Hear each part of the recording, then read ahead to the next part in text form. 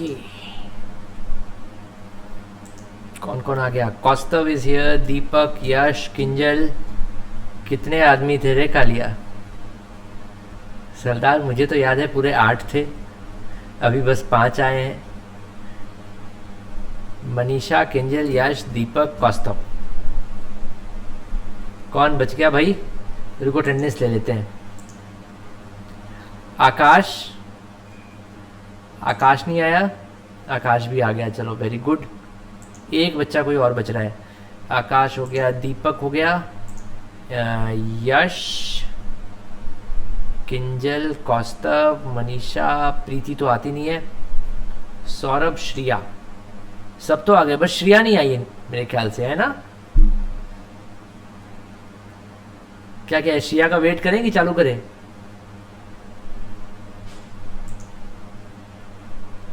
वो कौन है? Thank you Kaustav.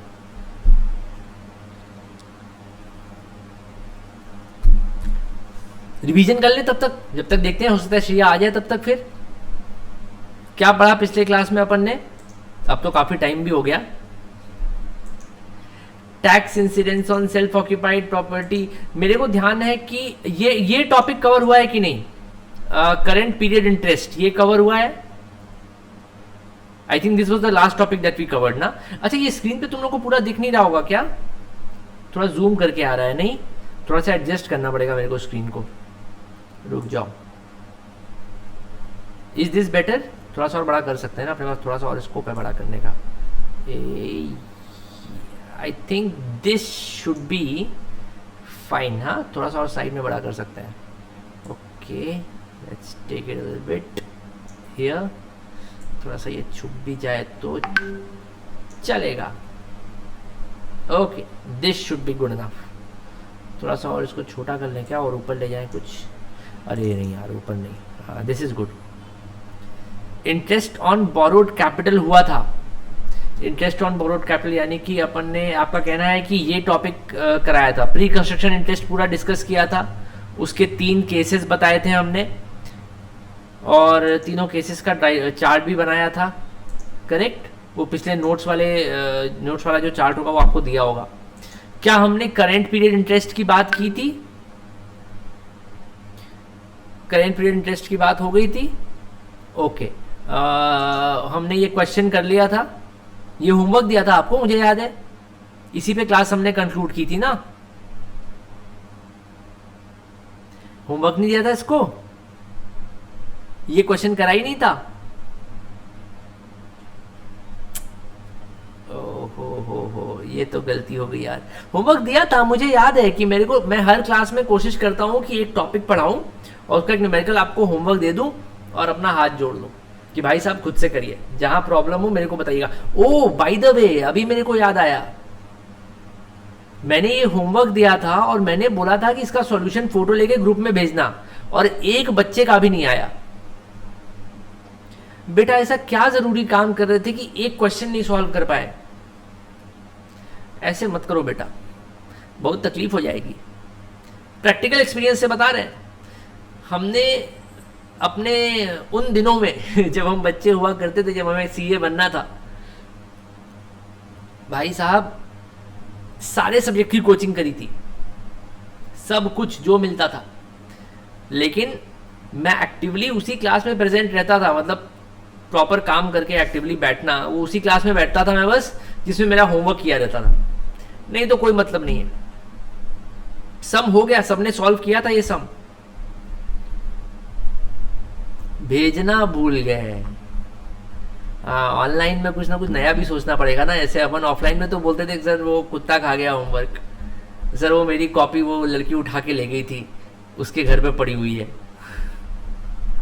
अब कुछ नया ऑनलाइन में क्या बोले फोटो भेज दो यार, एटलीस्ट हो गया तो फोटो मेरे को पता तो चले। अगर मान लो तुम कहीं गलती कर रहे होगे, हो सकता है तुम्हारा आंसर सही आ रहा हो, प्रोसेस में गलती हो, तो एटलीस्ट मैं आपको गाइड तो कर सकता हूँ ना कि भाई कहाँ गलती हो रही है। हो गया तो सारे लोग मेरे को आज फोटो भेजेंगे, प्रॉमिस करो सबके सब, पिंकी प्रॉमिस, सारे के सारे आज मेरे को होमवर्क की फोटो भेजेंगे इलस्ट्रेशन 7 की सॉल्व करके, ठीक है? आगे बढ़े, अभी चल सकते हैं आगे, आ जाओ, लेट्स गो। कहाँ गया PPT? Deduction of interest on borrowed capital in case of self occupied house property, ये हमारा आज का समस्या है, आज का टॉपिक है, जिस पे कॉन्सेप्ट डिस्कशन करना है अपने को। अभी तक हमने क्या पढ़ा था कि हमारी प्रॉपर्टी किराए पे है, और किराए की प्रॉपर्टी पे मैंने होम लोन ले रखा है, मतलब होम लोन लेकर प्रॉपर्टी बनाई है, उसको किराए पे चढ़ाया है, उससे रेंटल इनकम आ रही है। होम लोन का जो इंटरेस्ट है वो जितना भी हमने पे करा है वो पूरे की पूरी छूट हो जा रही है, डिडक्शन हो जा रही है। अभी तक तो यही पढ़ा था, उसमें कहीं कोई लिमिट नहीं थी, कोई प्रॉब्लम नहीं थी। हमने ये भी पढ़ा कि सरकार 2 self occupied house properties allow करती है। 2 सेल्फ ऑक्यूपाइड हाउस प्रॉपर्टी की एनएवी निल होती है। हमने ये भी पढ़ा था कि एनएवी तो निल होती है, पर डिडक्शन मिलता है। किसका डिडक्शन? जो इंटरेस्ट पे किया उसका डिडक्शन मिलेगा। लेकिन सेल्फ ऑक्यूपाइड हाउस प्रॉपर्टी के केस में गवर्नमेंट पूरी की पूरी छूट नहीं देती कि जितना इंटरेस्ट पे किया ले लो, छूट ले लो, हैव फन। गवर्नमेंट कहती है कि यार देखो, हम तो ये चाहते हैं कि तुम अपनी प्रॉपर्टी को लेट आउट करो, ताकि मार्केट में जो बाकी लोग घूम रहे, जिनके घर पे छत नहीं है, बोल रहा हूँ सॉरी, सर पे छत नहीं है, जिनके सर पे छत नहीं है उनको एक सर पे छत मिले, उनको घर मिले, ज्यादा से ज्यादा घर, रेजिडेंशियल यूनिट्स अवेलेबल हो मार्केट में। ठीक है, तो एक सेकंड यार, चैट नहीं पढ़ पा रहा हूं मैं ऐसे। सर सच बोल रहे हैं, अच्छा ठीक है। तो गवर्नमेंट ने कहा कि अगर आपने सेल्फ ऑक्यूपाइड हाउस प्रॉपर्टी रख के छोड़ दी, तो जो आपने लोन लिया है उसके इंटरेस्ट की हम पूरी छूट नहीं देंगे। हम आपको कितनी छूट देंगे? मैक्सिमम छूट जो हम आपको दे सकते हैं दैट इज ₹2 लाख ओनली। ये मैक्सिमम छूट है, और वो भी कब? जब कुछ कंडीशंस है हमारी, उनको सेटिस्फाई करोगे तब मिलेगी। सबसे पहले तो है कैपिटल बोरोड ऑन और आफ्टर 1 अप्रैल 1999, क्योंकि फाइनेंशियल ईयर 1999 और 2000 में ये रूल आया था कि इनको कुछ बढ़ा के छूट देनी है। तो 1 अप्रैल 99 के बाद से जिन्होंने लोन लिया, उसके बाद से उनको छूट मिलनी थी। उसका पर्पस ये था बेसिकली कि नए होम बायर्स बढ़े, तो प्रॉपर्टी पे अगर आपने नई एक छूट दे दी, बढ़ा के छूट दे दी, तो अब वो जो नया लोन लेने के लिए लोग थोड़ा ज़्यादा एक्साइटेड रहेंगे कि चलो अब ये नया लोन लेके घर बनवा लेते हैं, बहुत मजा आएगा, अब तो टैक्स में छूट भी मिल रही है, एक तरह से एनकरेज करने के लिए लोगों को। ठीक है, तो 1 अप्रैल 99 के बाद जिन्होंने लोन लिया था, सिर्फ उनके लोन पे ही इंटरेस्ट का डिडक्शन 2 लाख रुपए तक का मिलेगा। दूसरी कंडीशन क्या है? लोन जो आपने लिया है प्रॉपर्टी को एक्वायर करने के लिए लिया है या प्रॉपर्टी को कंस्ट्रक्ट कराने के लिए लिया है। कंस्ट्रक्शन और रिपेयर कराना, रिन्यूअल कराना, वो अलग चीज है। आप इनफैक्ट मैं आपको पहले दोनों चीजें साथ में दिखा देता हूं। ये देखो, यहां लिखा है एक्विजिशन और कंस्ट्रक्शन, और बगल वाले में लिखा है क्या? रिकंस्ट्रक्शन, रिपेयर्स और रिन्यूअल्स। इसमें कुछ बारीक चीजें होती हैं, थोड़ा ध्यान से समझ लो। तुम घर खरीदने के लिए ले रहे हो, कोई दिक्कत नहीं, 2 लाख तक की छूट मिल जाएगी। घर बनवाने के लिए ले रहे हो, कोई दिक्कत नहीं है, 2 लाख रुपए तक की मैक्सिमम छूट है, हर साल उतने तक का इंटरेस्ट मिल जाएगा। सेल्फ ऑक्यूपाइड के केस में मैं बताऊं, ये सब जो लिमिट्स बता रहा हूं सिर्फ और सिर्फ सेल्फ ऑक्यूपाइड के लिए। ठीक, अगर मान लो कि तुम्हारे घर में एक छत थी जो पुरानी होने की वजह से धंस रही थी और कभी भी गिर सकती थी, तो आपने क्या किया? वो पूरा का पूरा वो छत की ढलैया फिर से कराई, वो पूरा कमरा फिर से बनवाया, आपने पूरा उसको रीमॉडल करवा दिया, रिकंस्ट्रक्ट करा दिया। ये रिकंस्ट्रक्शन में आएगा। इसी का अगला एग्जांपल दूं मैं। मान लो तुम्हारे घर का कुछ एरिया है जो खाली पड़ा है बहुत समय से, बड़ा सा गार्डन है। जैसे मेरी एक क्लाइंट है, उनका बहुत ही शहर के पॉश एरिया में बहुत बड़ा बंगला है, और वो बंगले में ऐसे बहुत बड़ा सा गार्डन है आगे, काफी बड़ा सा, मैं समझो कि मेरे ख्याल से कम नहीं तो वो एरिया 4 से 5 हजार स्क्वायर फीट या नहीं ज्यादा ही होगा, 5-6 हजार स्क्वायर फीट का, बिल्कुल शहर के बीचों बीच में उनका वो बंगले में खाली गार्डन बना हुआ है। और उसके पीछे उनका अलग भाई रेजिडेंशियल यूनिट, बहुत बड़ा सा महल जैसा उन्होंने बनवाया हुआ है। जो गार्डन वाला एरिया था ना, वो खाली पड़ा था, तो इन्होंने सोचा कि उस पर एक, अब तो गरीबी के दिन आ गए हैं भाई, बंटवारा होता रहता है ना प्रॉपर्टी में, 3 भाई 4 भाई 5 भाई, वो कहने को प्रॉपर्टी एक आदमी के लिए बहुत ज़्यादा थी। जब 10 परिवार हो गए तो वो प्रॉपर्टी कम पड़ने लगी, लोगों को लगा कि नहीं भाई हम गरीब हैं, हमें कुछ पैसों की ज़रूरत है, कुछ कहीं रोजगार किया जाए। तो उन्होंने वहाँ पे एक होटल खड़ा कर दिया, छोटा सा बजट होटल टाइप का बना के, बजट होटल क्या बढ़िया ही बनाया है। अब ये जो होटल का कंस्ट्रक्शन है, जो पहले अनयूज्ड लैंड थी इस पे हुआ है, इसमें रिकंस्ट्रक्शन नहीं हुआ कि एग्जिस्टिंग हाउस प्रॉपर्टी में रिकंस्ट्रक्शन कराया हमने, एग्जिस्टिंग हाउस प्रॉपर्टी जरूर थी, हमने उसमें फ्रेश कंस्ट्रक्शन करवा दिया। अब एक नई रेजिडेंशियल यूनिट तैयार हो गई, वो होटल बनाया घर बनाया जो भी, एक नई रेजिडेंशियल यूनिट तैयार हो गई। होटल का एग्जांपल यहाँ सही इसलिए नहीं है क्योंकि होटल वो पीजीबीपी में चला जाएगा, पर एक वो समझो कि खाली जमीन पे घर बनवा लिया, तो वो हो गया फ्रेश कंस्ट्रक्शन, वो भले ही एग्जिस्टिंग हाउस प्रॉपर्टी में हो रहा हो। तो ये एक अंतर बनाना अपने मन में, ये बहुत जरूरी है। ये कॉन्सेप्ट तुम्हारा बिल्कुल क्लियर होना चाहिए कि अगर लोन एक्विजिशन या कंस्ट्रक्शन के लिए लिया गया है तो 2 लाख रुपए तक के ब्याज की छूट है। अगर लोन रिकंस्ट्रक्शन, रिपेयर या रिन्यूअल कराने के लिए लिया गया है तो मैक्सिमम लिमिट कितनी मिलेगी? 30,000 की मिलेगी। अभी अपन आएंगे 30,000 वाले में, और भी बहुत सारी चीजें हैं, पर अभी फिलहाल ये देख लेते हैं।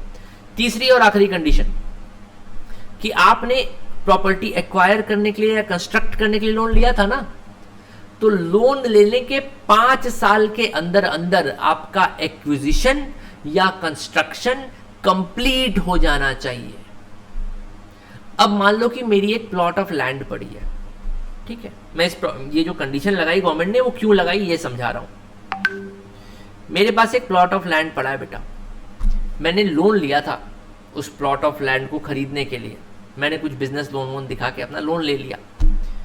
जब रिटर्न भरने की बारी आई तो मुझे ये समझ में आया कि यार इस लोन पे मैं इंटरेस्ट तो दे रहा हूँ, इसका कहीं बेनिफिट नहीं ले पा रहा हूँ। मेरे दिमाग में एक आइडिया आया, क्यों ना उस प्लॉट ऑफ लैंड को हम हाउस प्रॉपर्टी में डाल दें। बोल देंगे घर बनवा रहे हैं, जब कौन आ रहा है देखने वहां पे कि घर बन रहा है नहीं बन रहा है, डाल देते हैं। डाल दिया सर, 1 साल 2 साल 3 साल 4 साल 5 साल बीत गए, कंस्ट्रक्शन ही नहीं कर रहे हैं उस पर हम। जब 5 साल तक हमने ब्याज की पूरी छूट ले ली, 6वें साल असेसिंग ऑफिसर ने नोटिस किया कि भैया क्या हुआ, आपने 5 साल से आप छूट ले रहे हैं, आपका सर्टिफिकेट ऑफ कंप्लीशन अभी तक नहीं आया प्रॉपर्टी का, प्रेजेंट करिए हमारे सामने, सर्टिफिकेट ऑफ कंप्लीशन दीजिए हमें, तभी हम आपको आगे छूट देंगे, नहीं तो नहीं देंगे। तो पता चला कि भैया कोई कंस्ट्रक्शन था ही नहीं, तो कंप्लीट कहाँ से होगा। कुछ लोग तो इसमें के चालू थे कि खाली प्लॉट ऑफ लैंड पे उन्होंने क्या करा कि बाउंड्री करवा दी, बाउंड्री करवाते हैं लोग प्लॉट की, बोल दिया वो बाउंड्री पे जो खर्चा किया ना वो कंस्ट्रक्शन ही तो है। लेकिन जब तक भाई हाउस प्रॉपर्टी बनकर तैयार नहीं होगी उसको हाउस प्रॉपर्टी नहीं माना जाएगा। तो ये सब चीजें बाद में समझ में आई, असेसिंग ऑफिसर्स ने बाद में पकड़ना चालू किया कि ये जो एसएससी है ये ऐसे ऐसे दिमाग लगा रहा है। जब ये पकड़ में आई चालाकी तो गवर्नमेंट ने रूल ही डाल दिया कि भैया 5 साल का समय हम दे रहे हैं आपको, 5 साल इज सफिशिएंट टाइम। आप जितनी भी बड़ी हाउस प्रॉपर्टी बना रहे हो एटलीस्ट एक बेसिक स्ट्रक्चर तो आपका 5 साल में बन ही जाना चाहिए। अगर आपने बना लिया, एक नई रेजिडेंशियल यूनिट बन गई वहां पे, तो वेल एंड गुड, आप छूट लेते रहिए। लेकिन अगर आपने कंस्ट्रक्शन कराने में 6 साल 8 साल लगा दिए तो फिर आपको ये 2 लाख की छूट नहीं मिलेगी, फिर वही छोटी वाली जो 30,000 की लिमिट है, फिर उतनी की छूट पे आपको संतोष करना पड़ेगा। ये पॉइंट क्लियर हुआ, तीनों कंडीशंस कंप्लीट हुई। अच्छा, I can see the lag also यार, मैं जो बोल रहा हूं और जो स्क्रीन पे आ रहा है उसमें थोड़ा लैग है। आई थिंक ये सर्वर इशू होगा, आज मेरा इंटरनेट तो बढ़िया चल रहा है यार। खैर, ये बताइए मुद्दे की बात, ये 2 लाख वाली बात समझ में आई कि नहीं आई। सेल्फ ऑक्यूपाइड हाउस प्रॉपर्टी है तो आप मैक्सिमम छूट ले सकते हैं कितने तक की? 2 लाख रुपए तक। ये किस चीज की छूट मिल रही है? जो होम लोन पे तुमने इंटरेस्ट पे किया है। मैक्सिमम छूट सेल्फ ऑक्यूपाइड प्रॉपर्टी के केस में 2 लाख रुपए तक की ले सकते हो। 2 लाख रुपए तक की छूट लेने के लिए कौन कौन सी कंडीशन फुलफिल करनी पड़ेंगी? सर बस 3 कंडीशन है, छोटी छोटी बातें हैं। 1 अप्रैल 99 के बाद का लोन होना चाहिए। The loan must have been taken after 1 April 1999। Loan should have been taken only for acquisition और कंस्ट्रक्शन, खरीदने के लिए या कंस्ट्रक्ट कराने के लिए। तीसरी चीज, लोन लेने के 5 इयर्स के अंदर अंदर आपको कंस्ट्रक्शन कंप्लीट करा देना है। That's all. पहली कंडीशन दोस्त बड़ी सिंपल है, एक्चुअली 1 अप्रैल 99 की डेट रखी गई इसलिए क्योंकि ये जो अनाउंसमेंट आया था ना बड़ी डिडक्शन वाला, पहले क्या बड़ा छोटा अमाउंट था डिडक्शन का, ये 30,000 और 2 लाख आप देख रहे हो ये आज के जमाने का है। पहले और कम छोटा सा अमाउंट था, बस एक एग्जेम्पशन थी बहुत छोटे से अमाउंट की। ज़्यादातर लोगों की कंप्लेन ये थी, ज़्यादातर एसएससीज की कंप्लेन ये थी सरकार से कि भैया आप जो सेल्फ ऑक्यूपाइड हाउस प्रॉपर्टी पे इंटरेस्ट की छूट दे रहे हो, जो लिमिट मैक्सिमम दे रहे हो छूट की, वो बहुत ही कम है सर, उसमें काम नहीं चल रहा है, कुछ समझ में नहीं आ रहा है, हमारा हाउसिंग लोन का इंटरेस्ट बहुत ज़्यादा होता है, आपकी छूट कम होती है। तो गवर्नमेंट ने 1999-2000 जो फाइनेंशियल ईयर था उसके लिए जब बजट प्रेजेंट किया तो उस बजट में कहा, ये बजट कब प्रेजेंट हुआ होगा, ये 1998 के मार्च में हुआ होगा या अप्रैल में, मतलब वो लोग जब भी उधर करते हो तो एक साल पहले होता है बजट प्रेजेंट, उस समय होता था। अब तो फरवरी में प्रेजेंट करते हैं, अगला फाइनेंशियल ईयर तुरंत चालू हो जाता है, लेकिन पहले थोड़ा पहले ही होता था, हर साल अगले साल का बजट आता था, ये सिस्टम था बेसिकली। तो क्या होता था कि उस बजट में उन्होंने बोला कि भैया अब आगे अगर आप नया होम लोन लेते हो तो आपके लिए हम बड़े इंटरेस्ट की डिडक्शन लाए हैं। अब आपकी लिमिट वो छोटी सी 5-10 हज़ार की नहीं रहेगी, अब हम आपको 1 लाख तक की छूट देंगे। ये उस जमाने की बात है जब आया था सेक्शन कि 1 लाख रुपीस तक की आपको इंटरेस्ट पे छूट मिलेगी। बधाई हो, सब लोग बहुत खुश हो गए। और इस खुशी में होम लोन का मार्केट भी बहुत तेजी से बढ़ा, लोगों ने बहुत सारा होम लोन लिया, नए नए घर बनवाए। तो ये एक सफल स्कीम थी। This was an scheme to attract investors, to attract the citizens of India to invest more in house property, to get more roofs over everybody's head. समझ में आई बात? इसलिए जो एग्जेम्पशन मिल रहा है ये बड़े अमाउंट का, ये तभी मिलता है जब आप 1 अप्रैल 99 के बाद के बोरोवर हो, आपने उसके बाद हाउसिंग लोन लिया है। उसके पहले का अगर आपका हाउसिंग लोन है तो ये डिडक्शन आपको बड़े अमाउंट वाली नहीं मिलेगी, छोटी अमाउंट वाली तो हमेशा मिलती है, उसमें कोई दिक्कत नहीं। 30,000 तो मिलती ही मिलती है। Is it clear Kaustav? और इज देयर समथिंग स्पेसिफिक जहां पे तुमको प्रॉब्लम हो रही है?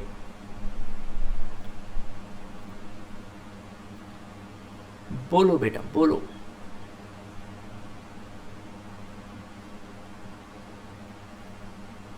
Clear? Everybody comfortable with this concept now?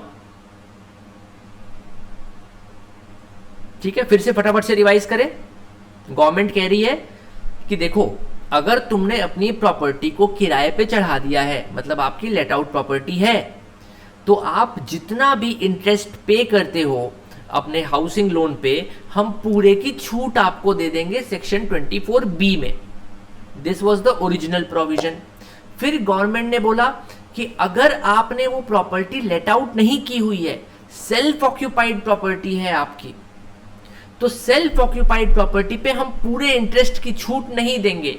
Government ने ऐसी लिमिट लगा दी, बोलिए हम एक मैक्सिमम लिमिट बता रहे हैं, इससे ज्यादा की छूट आपके हाउसिंग लोन के इंटरेस्ट की आपको नहीं मिलेगी, भले ही आपने ज्यादा इंटरेस्ट पे करा हो। ठीक है? Why did government do this? To encourage people to let out their houses. हाँ, अपने एक घर में रहो, बाकी के घर को लेट आउट कर दो, ज्यादातर प्रॉपर्टीज को लेट आउट कर दो ताकि मैक्सिमम छूट ले सको टैक्स में हमसे। इसलिए गवर्नमेंट ने बोला कि सेल्फ ऑक्यूपाइड हाउस प्रॉपर्टी में आपको इंटरेस्ट का जो डिडक्शन मिलता है 24B में, वो एक लिमिट तक ही मिलेगा, मैक्सिमम सीलिंग रहेगी उसकी। ठीक है? मैक्सिमम सीलिंग भी 2 बनाई। एक तो नॉर्मल सीलिंग है, जो मैं बता दूं यही है, 30,000 है। बोला कि 30,000 की आपको सेल्फ ऑक्यूपाइड हाउस प्रॉपर्टी में छूट मिलेगी। फिर लोगों ने हल्ला मचाया, नहीं नहीं ये बहुत कम अमाउंट है, ये पहले और भी कम अमाउंट होता था। तो लोगों ने हल्ला मचाया, बहुत कम अमाउंट है, बहुत कम अमाउंट है सर, थोड़ी सी छूट बढ़ा दो। तो सरकार को दया आ गई, सरकार ने बोला ठीक है, हम आपको अब 2 लाख की छूट दे देंगे, लेकिन 2 लाख की छूट अगर पानी है तो 3 कंडीशन फुलफिल करना। 1 अप्रैल 99 के बाद होम लोन लिया हो, होम लोन जो लिया हो वो प्रॉपर्टी खरीदने या प्रॉपर्टी को कंस्ट्रक्ट करवाने के लिए लिया हो, और तीसरा, ये जो तुम्हारा खरीदना है यानी कि एक्विजिशन या कंस्ट्रक्शन बनवाना है, ये 5 साल के अंदर होना चाहिए। 5 years from what? 5 years from the end of the year in which loan was taken. Suppose आपने 14 मार्च 2021 में लोन लिया, 14 मार्च 2021 को लोन लिया, तो मार्च 21 में फाइनेंशियल ईयर खत्म हो गया। अब उसके बाद से 5 साल गिनो, यानी कि 21-22, 22-23, 23-24, 25-26, 26-27। बीच में आवाज स्टॉप हो रही है, उसके बाद 2x की स्पीड से आवाज आ रही है। अभी सही आ रहा है क्या? क्योंकि अभी मुझे सही दिख रहा है, बीच में मेरे को भी लैग आ रहा था। आई थिंक ये प्लेटफॉर्म का इशू है। एक बार आप लोग ये चीज उनसे बोलना आयुषी मैम से बोलना, क्योंकि ये आयुषी मैम का प्लेटफॉर्म है ना, तो वही इसमें कुछ कर सकती है। इसमें आईटी टीम में मेरा कोई वो नहीं है, टच नहीं है। मैं भी बोलूँगा आयुषी मैम से, पर बच्चे बोलते हैं थोड़ा ज़्यादा प्रेशर पड़ता है है ना? ठीक है सर, लैपटॉप के आगे दिया जला के रखिए दिया जलाऊंगा तो मैं ही जल जाऊंगा यहाँ पे। वैसे अच्छा लगेगा नहीं, वो कैंडल ऐसे रख के फोटो नहीं लेते हैं। मुझे याद है एक मम्मी की मेरी फोटो है उन बहुत पहले की, आई थिंक जब कॉलेज वॉलेज में रही होंगी तब, तो उन्होंने ऐसा मोमबत्ती जला के और कैंडल के सामने ऐसे चेहरा रख के फोटोग्राफर ने प्रोफेशनल फोटो ली थी बड़ी मस्त लगता है, सही है। ओह आई गॉट एन आइडिया, रुको जरा, कैंडल वाला फील आएगा थोड़ा सा इससे, येलो लाइट। खैर चलो मुद्दे की बात पे आते हैं, ठीक है। तो गवर्नमेंट ने बोला कि 2 लाख की लिमिट चाहिए, तो ये 3 कंडीशन फुलफिल करनी पड़ेगी। इनमें से एक भी अगर नहीं कर पाए, if I highlight this part, if any of the previous conditions is not satisfied, then the maximum limit for deduction is only ₹30,000। अब आपका ये जो एक्सप्लेनेशन है ना, मैं सही बताऊं तो यहां पे खत्म हो गया है। अब ये जो आगे छोटा छोटा लिखा है ना, ये कोई नई चीज नहीं लिखी है। प्रोविजन जो है इनकम टैक्स का वो सिर्फ इतना ही है कि भैया 3 कंडीशन है, वो फुलफिल कर लो तो तुम्हें सेल्फ ऑक्यूपाइड हाउस प्रॉपर्टी पे 2 लाख रुपए तक की इंटरेस्ट की छूट मिल जाएगी। अगर तुमने नहीं करी तो तुम्हारी जो छूट है मैक्सिमम वो 30,000 की ही होगी। Simple provision. ये जो नीचे लिखा है ना, मैं बस इसी को एक्सप्लेन कर रहा हूं। वापस हुआ, ओ मैं समझ गया दीपक, क्या हो रहा है कि जब मैं इस स्क्रीन पे देख के पढ़ा रहा हूँ, मतलब आपकी चैट और ये जो मेरा प्रॉपर वेब का एप्लीकेशन खुला है उस पर जब मैं रह रहा हूँ तो फिर सही चल रहा है। जब मैं आल्ट टैब करके अपने पीपीटी पे जा रहा हूँ कुछ लिखने के लिए या कुछ ड्रॉ करने के लिए, तो वो लैग कर रहा है मेरे ख्याल से, है ना? तभी लैग कर रहा है वो, नॉर्मली लैग नहीं कर रहा है। तो चलो I avoid going to the PPT, थोड़ा बहुत तो जाना ही पड़ेगा, ठीक है। वापस हुआ क्या ऐसा? हाँ, even I can see the lag यार, मेरे में लैग दिख रहा है। मेरे में ये डबल स्पीड वाला तो खैर साउंड आ ही नहीं रहा है यार। That's not good, it's very bad.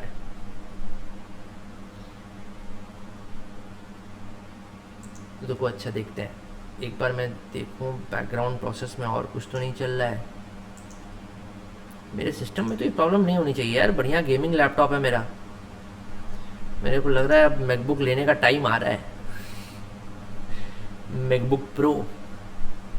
देखें जरा कितने का है, क्लास के बाद देखता हूं मैं चल खैर, फर्स्ट प्लेटफॉर्म सही था, वो अपना बहुत सिंपल था यार, नॉर्मल जूम पे था। उसमें प्रॉब्लम क्या आ रही है ना कि वो क्लास जल्दी ओवर हो जा रही है, पता नहीं क्यों, अपने आप ही वो जूम के, जबकि मैंने पैसे दिए हैं उसके लिए अलग से, वो अलग प्रॉब्लम आ रही है। चलो मैं देखता हूँ, उसकी टीम से भी बात करने की कोशिश करता हूँ, अगर वो सही है तो ले लेंगे। चलो ठीक है, खैर आगे की बातें करते हैं। देखो उस पे ले लो सर, नींबू मिर्ची लग गया पक्का, अन अकेडमी वाली नजर लग गई है। अन अकेडमी वालों की नजर लग गई, मेरे को भी लग रहा है अपना यार, अपन क्लास जब से स्टार्ट कर रहे हैं तब से प्रॉब्लम्स ही प्रॉब्लम्स, जबकि कितना सिंपल काम है यार, अपने को बात ही तो करनी है, पीपीटी शेयर करनी है और बात करनी है सामने सामने। अगर देखा जाए तो मैं क्लास व्हाट्सएप कॉल पे भी ले सकता हूँ चाहूँ तो। क्या हो यार, मैं अगर मैंने कॉपी पे ऐसे नोट्स लिखे हुए हैं, मान लो मेरे को जो एक्सप्लेन करना है मैंने ऐसे करके एक्सप्लेन किया और उसके बाद कैमरा रख दिया नीचे बिल्कुल देसी और तुमको नोट्स दिखा दिए पूरे, क्या प्रॉब्लम है? सही तो है लेकिन सारा छोटा सा काम करने के लिए हमने इतना पूरा सेटअप बनाया, ऐप है, वेबसाइट है, सब कुछ है, पर चलता ही नहीं है। यही जीवन है, क्या कर सकते हैं। खैर खैर आ जाओ मुद्दे की बात पे आ जाओ, मुद्दे की बात पे। देखो दोस्त, तो यानी कि देखा जाए तो सेल्फ ऑक्यूपाइड, अरे यहाँ पे नहीं होगा, मेरे को फिर पीपीटी पे जाना पड़ेगा। तो देखा जाए तो सेल्फ ऑक्यूपाइड हाउस प्रॉपर्टी पे जो बेसिक एग्जामिशन लिमिट है वो कितने की है? वो 30,000 रुपए की है। वो तो आपने ये एडिशनल कंडीशन सेटिस्फाई कर ली तो 2 लाख की छूट मिल जाएगी, ठीक। अब देखो, अब नीचे जो मैंने डिटेल लिखी हुई है ना, ये सारे वो केसेस हैं जिनमें बच्चों को डाउट होता है, तो मैंने सिर्फ एक्सप्लेनेशन के लिए इनको यहां पे डाल दिया है। This explanation is straight from income tax India website. जो उन्होंने लैंग्वेज लिखी है मैंने सेम लैंग्वेज आपके लिए लिख दी है। Deduction for interest on borrowed capital shall be limited to ₹30,000 in following circumstances. तो ये जो फॉलोइंग सर्कमस्टांसेस है ये लॉ नहीं है, ये रूल नहीं है, ये तुमको एग्जांपल देने के लिए समझा रहा है। ये बातें नहीं भी करता तो भी ये तुम्हें समझ में आ जानी चाहिए थी, अगर तुम्हें ये प्रोविजन समझ में आया तो। पहली कंडीशन क्या बोल रहा है, if capital is borrowed before 1 अप्रैल 99। ठीक है, फर्स्ट कंडीशन क्या बोल रहा है, कैपिटल इज बोरोड बिफोर 1 अप्रैल 99। अरे तो मेरे भाई तुम मुझे नहीं भी बोलते अगर कि भैया 1 अप्रैल 99 से पहले अगर लोन लिया है ना तो 30,000 रुपए की छूट मिलेगी, तो नया क्या बता रहे हो भाई। तुम नहीं भी बोलते तो भी मुझे पता था, क्योंकि मैंने अभी पीछे पीछे प्रोविजन में पढ़ा कि अगर हमारा बोरोवल कैपिटल बोरोड या लोन टेकन इज आफ्टर 1 अप्रैल 99 तो हमें 2 लाख रुपए की छूट मिलती है, और अगर कोई कंडीशन सेटिस्फाई नहीं होती है तो 30,000 की छूट मिलती है। तो ये तो हमें पहले से ही पता था, बोलो है कि नहीं। ये सिर्फ एक्सप्लेनेटरी है, लॉ नहीं है। दूसरा एग्जांपल देखो, if capital is borrowed on और आफ्टर 1 अप्रैल 99, मतलब चलो कैपिटल तो बोरो कर लिया 99 के बाद, लेकिन कंस्ट्रक्शन के लिए या एक्विजिशन के लिए नहीं किया। किसके लिए किया, रिकंस्ट्रक्शन के लिए किया, रिपेयर के लिए किया, रिन्यूअल के लिए किया, तो उसमें छूट कितनी मिलती है, सिर्फ 30,000। क्योंकि भैया आपने कोई नई छत नहीं बनाई, कोई नया घर नहीं बनाया किसी के रहने के लिए। हाँ, जो एग्जिस्टिंग था उसमें रिपेयर कर दिया तो सरकार ने भी छूट थोड़ी सी दे दी, 30,000 तक की छूट मिलेगी, उससे ज्यादा की छूट नहीं मिलेगी। Third case, if capital is borrowed on और आफ्टर 1 अप्रैल 99, यानी पहली कंडीशन तो फुलफिल है, पर कंस्ट्रक्शन जो है वो 5 साल तक नहीं हुआ। 5 साल बीत गए लोन लिए हुए, पर कंस्ट्रक्शन आपका खत्म नहीं हुआ, तो आपकी लिमिट कितनी हो जाएगी, 30,000 रुपए। क्लियर। ये प्रोविजन ध्यान से देख लो एक बार, कोई डाउट हो तो पूछ लो, तब अपन आगे बढ़ते हैं। बहुत इंपॉर्टेंट प्रोविजन है। हाउस प्रॉपर्टी में कुछ है ही नहीं बेटा, मैं क्या बोलूं, सिर्फ जीएवी का कैलकुलेशन है और section 24B interest on housing loan है। इंटरेस्ट ऑन हाउसिंग लोन भी जो है वो भी लेट आउट प्रॉपर्टी का तो बहुत सिंपल है, भैया जितना पे किया पूरे की छूट ले लो, और प्री कंस्ट्रक्शन अगर है तो 1/5 करके जिस साल प्रॉपर्टी कंप्लीट हो जाएगी उस साल से लेना चालू कर देना। बस ये सिंपल प्रोविजन है, हाउस प्रॉपर्टी खत्म। प्रॉब्लम बस कहाँ आती है, आखिरी एक ये आखिरी पड़ाव है समझ लो हाउस प्रॉपर्टी का, ये समझ गया तो कोई टेंशन नहीं है, बस खत्म हाउस प्रॉपर्टी। ठीक है, क्लियर। चलो आगे बढ़ते हैं। ये लो एक शानदार सा क्वेश्चन दिया है, इसको सॉल्व करो। सर लोन अप्रैल 22 में लिया तो 22-23 को 5 साल में लेंगे। बेटा अप्रैल 22 में आपने लोन लिया, यानी आपने कौन से फाइनेंशियल ईयर में लोन लिया, 22-23 में, करेक्ट। बोलो किंजल, सही है। अगर आपने अप्रैल 22 में लोन लिया तो loan has been taken in financial year 22-23। Once the financial year in which you have taken the loan ends, यानी कि 22-23 जब खत्म हो जाएगा मार्च 23, उसके बाद से हमें 5 साल काउंट करने हैं। यानी अपने 5 साल कौन से हो गए, 23-24, 24-25, 25-26, 26-27, 27-28। 31 मार्च 2028 तक अगर घर बन गया तब तो ठीक है भाई साहब, अगर नहीं तो आपकी मैक्सिमम इंटरेस्ट की जो छूट है वो 30,000 रुपए की हो जाएगी। Deepak is saying point C explain करिए। सर रुक जाओ बेटा, पॉइंट सी देखते क्या है। पॉइंट सी ये, अरे पॉइंट सी कुछ नहीं बोल रहा है, पॉइंट सी कह रहा है कि देखो, अच्छा पहले देखो पॉइंट ए क्या बोल रहा है। पॉइंट ए बोल रहा है कि पहली कंडीशन, जो ये वाली पहली कंडीशन है ना, एक सेकेंड रुको, जो ये वाली पहली कंडीशन है, पॉइंट ए जो है वो उस पहली कंडीशन को लेके बोल रहा है कि अगर ये कंडीशन फुलफिल नहीं हुई ना तो 30,000 रुपए की छूट मिलेगी। पॉइंट बी क्या कह रहा है, पॉइंट बी कह रहा है कि चलो अच्छा कहाँ गया, इसको रेड छोड़ देते हैं, यहाँ से मैं ग्रीन ले लेता हूँ उनको। पॉइंट बी कह रहा है कि चलो अच्छा ये कंडीशन फुलफिल हो गई पर ये कंडीशन फुलफिल नहीं हुई। पॉइंट बी ये कह रहा है। पॉइंट सी क्या कह रहा है कि अच्छा चलो ये कंडीशन फुलफिल हो गई, ये भी कंडीशन फुलफिल हो गई, पर कौन सी फुलफिल नहीं हुई, थर्ड फुलफिल नहीं हुई। थर्ड वाली कंडीशन फुलफिल नहीं हुई। सिंपल है और कुछ नहीं, ये सिर्फ क्या है, एक्सप्लेनेशन है। ABC पॉइंट, सी पॉइंट कह रहा है कि भैया कैपिटल इज बोरोड ऑन और आफ्टर 1 अप्रैल 99। कैपिटल आपने जो लोन लिया वो 99 के बाद लिया, मतलब this condition is okay. Point number 1 is okay, fine.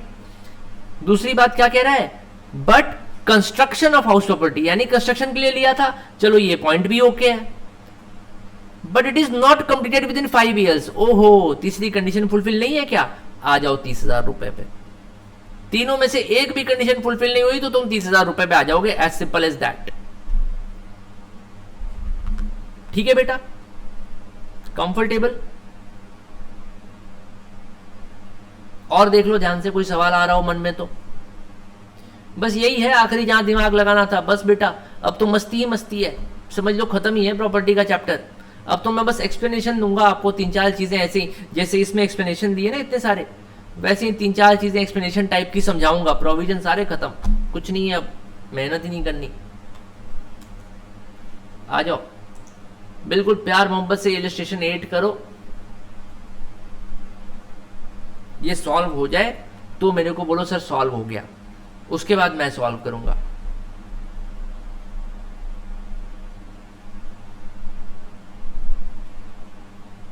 क्या निकालना है इसमें, इनकम फ्रॉम हाउस प्रॉपर्टी निकालनी है।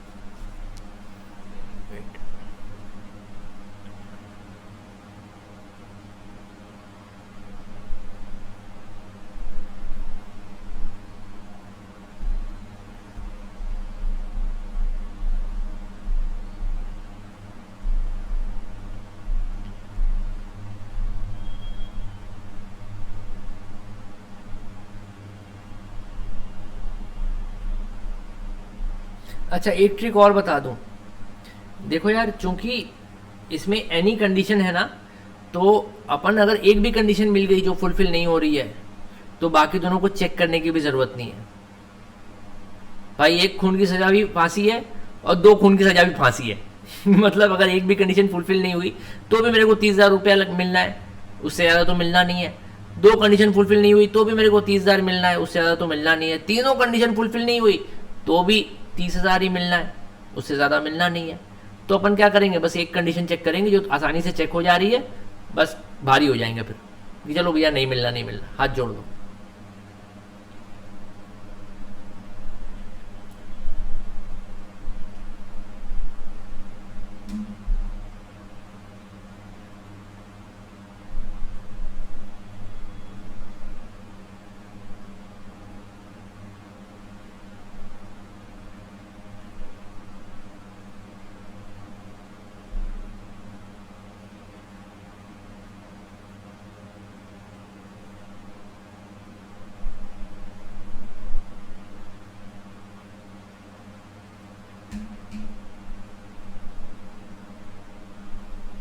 Clear, can we move forward.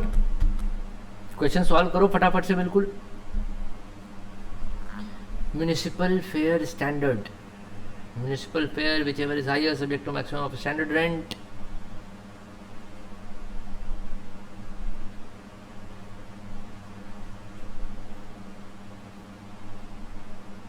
Date of completion 31 March 2000। Date of completion, loan कब लिया गया है, 2015 में। 2015 में लिया और ये 31 मार्च 2000 में ही हो गया था। मतलब पहली बात तो 1 अप्रैल 99 के बाद हैं सारे, तो उसमें तो कोई टेंशन ही नहीं है, वो अपनी पहली कंडीशन देखनी ही नहीं अपने को। दूसरी कंडीशन कौन सी थी, दूसरी कंडीशन कौन सी थी, कंस्ट्रक्शन के लिए लिया गया हो। तो 2 लोन्स हैं, एक रिपेयर के लिए, एक परचेज के लिए। रिपेयर वाले पे मैक्सिमम लिमिट कितनी मिलेगी, 30,000 की। मैं यहीं पे लिख देता हूँ, इनफैक्ट रुको, यहीं पे लिख दो कि मैक्सिमम लिमिट इस पे कितनी है, 30,000 की भाई साहब। यहाँ पे मैक्सिमम लिमिट कितनी है, नीचे वाले में loan for purchase of property, maximum limit की छूट है ये 2 लाख रुपए की, पर 3 कंडीशन होती है। पहली कंडीशन परचेज वाली, चलो यहाँ फुलफिल हो रही है, और डेट ऑफ कंप्लीशन वाली वो भी हर जगह फुलफिल हो रही है। लास्ट कंडीशन क्या थी कि 5 साल के अंदर कंस्ट्रक्शन हो जाना चाहिए। 2015 में लिया, 2015 में कंप्लीट कर दिया लेटेस्ट, कोई दिक्कत ही नहीं है फिर तो, सारी कंडीशन फुलफिल हो रही हैं। सॉल्व करो फटाफट से। पहले तो देखो एक चीज समझ लो कि तीनों की इनकम फ्रॉम हाउस प्रॉपर्टी निकाल लेना, फिर डिसाइड करना कि जिसकी इनकम फ्रॉम हाउस प्रॉपर्टी सबसे ज्यादा आ रही है, सबसे कम आ रही है, या तो सबसे कम आ रही है उसको हम क्या बोल देंगे कि सर इसको मेरे को deemed to be let out मान लो और बाकी को सेल्फ ऑक्यूपाइड मान लो, है ना। तो अपने को ये भी तो कैलकुलेशन करनी है ना कि क्लाइंट का फायदा कहां पे है। चलो फटाफट करके देखते हैं इसको। हाउस ए 3,375 350, तो यहाँ पे आपका एस्टिमेटेड रेंट हो जाएगा, एस्टिमेटेड रेंट ही जीएवी होगा इस केस में तो, क्योंकि सारी की सारी सेल्फ ऑक्यूपाइड है। तो जीएवी यहाँ पे हो जाएगा आपका 3,50,000। मेरे को यहाँ नहीं लिखना चाहिए था यार, रुको, आई राइट इट समवेयर एल्स। यहाँ नीचे कॉलम बना के लिखते हैं जीएवी। हाउस ए का हो गया 3,50,000। इसका कितना हुआ हाउस बी का 360 275 whichever is higher subject to maximum of 370, तो ये हो गया 3,60,000। करेक्ट। हाउस सी 330 और 380 whichever is higher subject to maximum of standard rent, तो ये हो गया 375। ठीक है। इसमें से लेस क्या करेंगे हम, म्यूनिसिपल टैक्सेस करेंगे। यहाँ 12% ऑफ म्यूनिसिपल वैल्यू है, तो 3 लाख का जहां पे लिखा ना हो ना वहां समझ जाओ कि म्यूनिसिपल वैल्यू का ही परसेंटेज है। म्यूनिसिपल टैक्स जो होते हैं वो म्यूनिसिपल वैल्यू पे ही लगते हैं। तो 3 लाख का 12% कितना हुआ भाई साहब, 3 लाख का 12% कितना हो रहा है, कोई बताएगा। म्यूनिसिपल वैल्यू का 12% निकाल के बताओ ना, म्यूनिसिपल टैक्स कितना है। Taxes paid during the year है, तो जितना है सबकी छूट मिलेगी। 42,000, 3 लाख का 12% 42,000 आ रहा है, 36,000। Yes, good Kinjal, 36,000। Now give me the next figure. House B का municipal tax 8% of 3,60,000, 8% of municipal value कितना आ रहा है, 8% of municipal value 28,800। Very nice, 28,800. Then house C 6% of 3,30,000, 6% of municipal valuation 19,800. Here we go, 19,800। क्या आ गया भाई साहब, इतनी मेहनत करके हमें मिल गया sir NAV, net annual value. बताइए सर हाउस ए का एनएवी कितना है,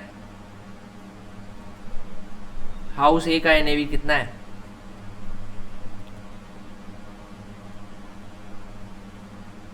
कौन बताएगा मेरे को,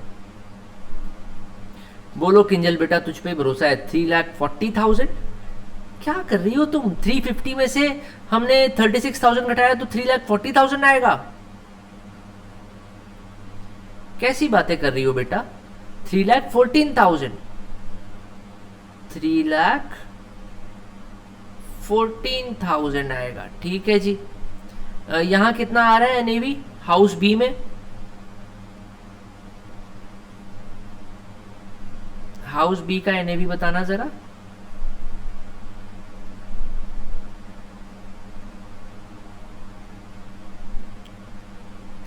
फटाफट से बताओ।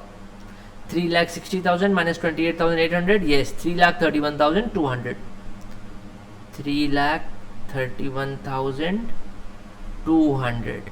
हाउस सी का एनएवी बताना।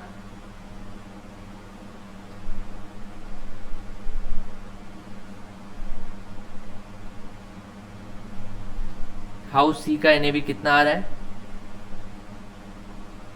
3,75,000 minus 19,800, 3,31,200, 3,55,200। हाँ, दिस इज बेटर, 3,55,200। ठीक है जी, सही है। इसी एनएवी को लेके आगे बढ़े। Let me insert another sheet, insert slide. अपन क्या करते हैं, इसी एनएवी को लेके आगे बढ़ते हैं। इसको हटाना पड़ेगा पहले यार, ये बहुत फ्रस्ट्रेट करता है। इसको कट कर दो, इसको भी कट कर दो। चलो एनएवी कितनी थी अपने पास,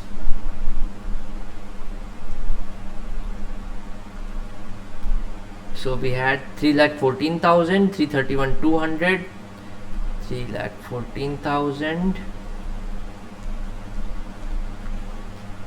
331,200 and 355,200, 355,200 लेस एनएवी में से क्या क्या घटता है भाई साहब, दो चीजें घटती हैं, deduction under section 24A at the rate of 30%। 30% of what? 30% of NAV। तो हाउस ए का डिडक्शन अंडर सेक्शन 24A कितना आएगा? बोलो बेटे बोलो, मेहनत करने की जरूरत नहीं अभी कि सी लेट आउट होगा, बी लेट आउट होगा, क्या होगा, पहले 24A की डिडक्शन ले लो। 3,14,000 का 30% निकालो, कितना आएगा? मुझे मत बताओ 30%, तो मैंने लिख ही दिया है बोर्ड पे। 94,200 आ रहा है। चलो बेटा मैं भरोसा करता हूं 94,200 ही होगा। हाउस बी का निकालो डिडक्शन।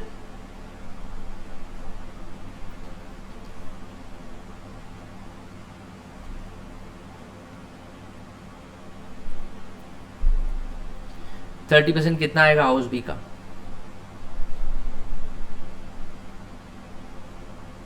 99,360। 99,360 ठीक है। फिर हाउस सी का निकालो, कितना आएगा?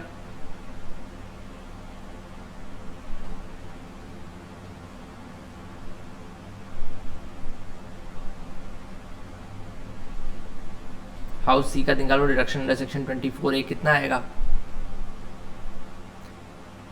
1,06,560। 1,06,560 ठीक है। फिर करो less deduction under section 24B। अब 24B में एक समस्या आती है। 24B होता है इंटरेस्ट का डिडक्शन बेटा। इंटरेस्ट का डिडक्शन अगर हम लेट आउट मानेंगे तो पूरा का पूरा मिल जाएगा, और अगर सेल्फ ऑक्यूपाइड मानेंगे तो लिमिट लग जाएगी। तो सर अब हम कैसे डिसाइड करें कि कौन सा लेट आउट है, कौन सा सेल्फ ऑक्यूपाइड है? अभी तक तो हम सारे जो सॉल्यूशंस कर रहे हैं वो क्या मान के चल रहे हैं कि मान लो तीनों ही लेट आउट है। हमारे तो मन में ये है कि यार देखेंगे जिसका कम आएगा उसको चिपका देंगे, पर ये आखिरी स्टेप कैसे करें? आखिरी स्टेप करने के लिए तो आपको फिक्स डिसीजन लेना पड़ेगा, भैया अगर लेट आउट है तो लेट आउट है, सेल्फ ऑक्यूपाइड है तो सेल्फ ऑक्यूपाइड है। तो ये क्वेश्चन उतना आसान नहीं जितना तुम लोग समझ रहे थे। इसमें ये डिसीजन जो लेना है ना कि कौन सा लेट आउट माना जाएगा और किसको सेल्फ ऑक्यूपाइड समझा जाएगा, ये डिसीजन लेने के लिए हमें इसमें बड़ी मेहनत करनी पड़ेगी। पहले हम क्या करेंगे, अभी जो मैंने कराया आपको ये स्टेप 1 है। स्टेप 1 में हमने क्या करा, तीनों प्रॉपर्टीज को पहले लेट आउट मान लिया, फिर तीनों प्रॉपर्टीज को हम अगले स्टेप में क्या करेंगे, सेल्फ ऑक्यूपाइड मान लेंगे, और फिर उसकी अलग अलग कॉम्बिनेशन बना के देखेंगे कि अगर ए को लेट आउट माना, बी को सी को सेल्फ ऑक्यूपाइड माना तो क्या होता है, बी को लेट आउट माना, ए और सी को सेल्फ ऑक्यूपाइड माना तो क्या होता है, सी को लेट आउट माना, ए और बी को सेल्फ ऑक्यूपाइड माना तो क्या होता है। हमें इतनी सारी कंडीशंस को कंपेयर करना पड़ेगा, और लास्ट में जो बेस्ट रिजल्ट आएगा वो हम क्लाइंट को सजेशन देंगे कि सर ये लो, ये कॉम्बिनेशन आप क्लेम करो। ठीक है, तो अभी अपन पहले स्टेप पे क्या करेंगे, मान के चलेंगे कि तीनों के तीनों क्या है, लेट आउट है। अब मेरे को बताओ कि हाउस ए में कोई छूट मिल रही है क्या? आओ क्वेश्चन देखते हैं। हाउस ए में कोई लोन ही नहीं है भाई साहब, काहे की छूट? 0। ये आ गया इनकम फ्रॉम हाउस प्रॉपर्टी। ये कौन सा केस है, लेट आउट वाला केस है, let out income from house property. कितनी हो गई सर, 3,14,000 में से घटा दीजिए 94,200। 3,14,000 minus 94,200. How much is your income from house property from house A if it was let out? बोलो बेटा बोलो।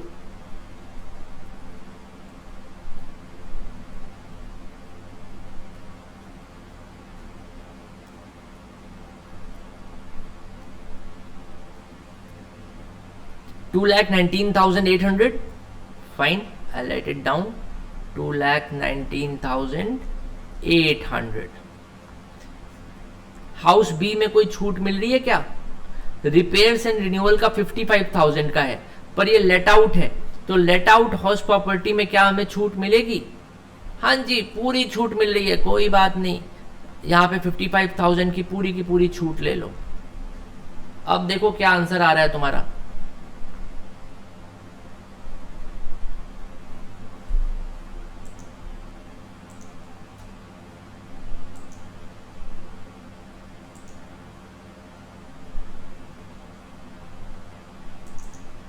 Wait, I have an idea.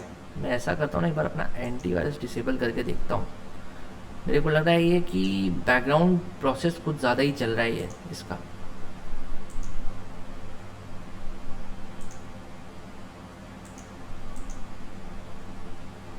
कुछ थोड़ा लाइट हो जाए, और कुछ बाकी चीज़ें तो मैंने बंद ही कर दी हैं। डिसमिस, एग्जिट, एग्जिट, ये है नहीं, चलो I think it should be fine यार। ठीक है, सेकंड वाले हाउस का बताओ कितना आया भाई? 176,840। ओके सर, 1 लैग कर रहा है यार मेरा, एक सेकेंड। 176,840, 176,840। तीसरे वाले का बताओ, इसको कितने की छूट मिलेगी? 1,75,000, 1,75,000 कितने की छूट मिलेगी?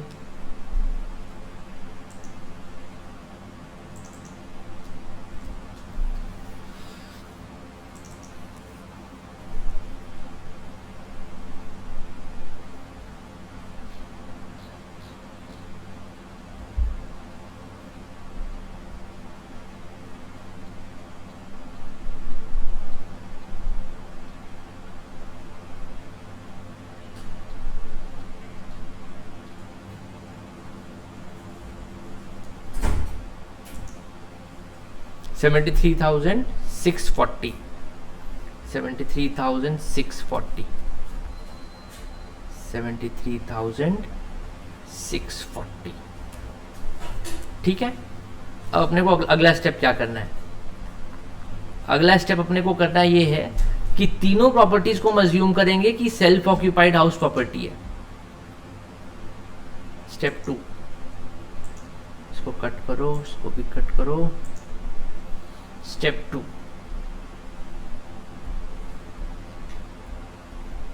Step 2, assume all properties are self occupied, assume all properties are self occupied। ठीक है, तो 3 केस हो गया, प्रॉपर्टी ए, प्रॉपर्टी बी, प्रॉपर्टी सी।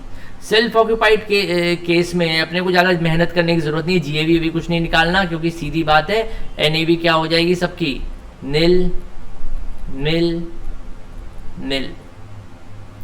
लेस 24A का डिडक्शन मिलेगा? नहीं सर, सिर्फ और सिर्फ 24B का डिडक्शन मिलता है। यहाँ कोई है क्या डिडक्शन? नहीं है, नील। यानी कि इनकम फ्रॉम हाउस प्रॉपर्टी कितनी आई? फर्स्ट हाउस की नील। सेकेंड हाउस की, सेकेंड हाउस में रिपेयर्स है, 55,000 के रिपेयर्स है, मैक्सिमम कितनी छूट मिलेगी सर? सिर्फ 30,000 की मिलेगी। कंस्ट्रक्शन और एक्विजिशन के लिए लोन नहीं था, यानी कि इनकम फ्रॉम हाउस प्रॉपर्टी में लॉस आ गया। कितने का? सिर्फ 30,000 रुपए का। लास्ट वाले केस में 1,75,000 था। सेल्फ ऑक्यूपाइड हाउस प्रॉपर्टी है और कंस्ट्रक्शन के लिए लोन है, 5 साल के अंदर कंप्लीट हो गया है, 99 के बाद लोन लिया गया था, सारी कंडीशन सेटिस्फाइड है। 2 लाख का डिडक्शन मिलेगा यहाँ पे, मैक्सिमम डिडक्शन। सॉरी 2 लाख नहीं लिखना चाहिए था मेरे को। मैक्सिमम डिडक्शन 2 लाख का है। अपने पास एक्चुअल खर्चा कितना है? 1,75,000 का, तो अप टू 2 लाख अलाउड होता है, यहाँ 175 पूरा अलाउड हो जाएगा। और इनकम फ्रॉम हाउस प्रॉपर्टी में 1,75,000 का लॉस आ जाएगा। ठीक है, स्टेप 3 देखो क्या करना है। स्टेप 3 वैसे यहाँ भी कर सकते हैं, पर मेरे को लग रहा है स्पेस कम ना पड़े थोड़ा। स्टेप 3, इनफैक्ट मैं सोच रहा हूँ स्पेस बचाने के लिए कि मैं ड्रॉ ना करूं, यहाँ पे टेबल इंसर्ट करके वैल्यूज डाल देते हैं। एक टेबल लेते हैं, हाउस ए बी सी को कंपेयर करना है ना, और सिनेरियोज कितने होंगे, 3 सिनेरियोज होंगे। 3 सिनेरियोज, तीनों सिनेरियो में अपन बस आई गेस मेरे को एक ही कॉलम की ज़रूरत है, सीधे सीधे अपन लिख सकते हैं। अब तीनों सिनेरियो में नहीं, 3 कॉलम ले लेते हैं, चलो चौथा कॉलम टोटल ले लेते हैं, बस हो गया। ये टेबल में मैं डाल देता हूँ सारा फिगर, अब कम स्पेस में काम हो जाएगा अपना। इसको इधर करो, थोड़ा सा साइज एडजस्ट करना पड़ेगा, 1 सेकेंड।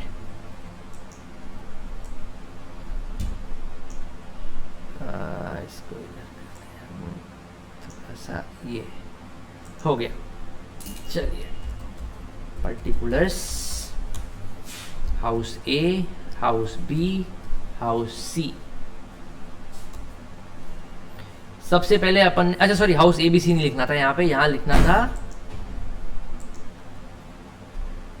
यहाँ मेरे को लिखना था this is case A, case 1। Case 1 में हमने क्या माना, A and B are self occupied and C let out. ठीक है, सिमिलरली अपन यही सेम चीज दोनों जगह यहाँ पे भी लिख सकते हैं।